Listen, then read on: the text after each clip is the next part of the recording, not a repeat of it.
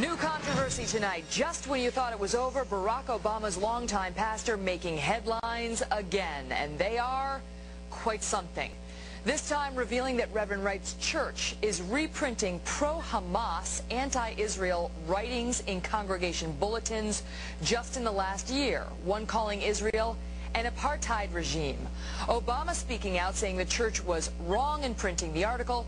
But how will this new bombshell affect Obama among Jewish voters? And by the way, there is much more. With me now, Fox News contributor Juan Williams and radio talk show host Reverend Jesse Lee Peterson. Good evening.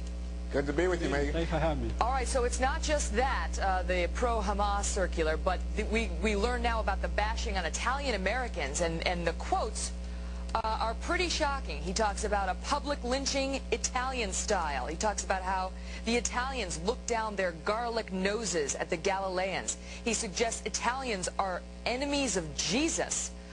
Juan, let me start with you.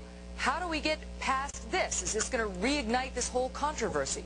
Well, it depends on whether or not the press, and you know, I think the media has been strongly pro-Obama in this contest, whether or not they pick up this or see it as simply a continuation of an old story. I think a lot of this is going to have real political impact. You mentioned, Megan, with the Jewish community, but this has been the problem, that people are, and we saw it this morning in an NBC Wall Street Journal poll, people are saying on the basis of the right controversy, not that they are buying off Obama, but they're taking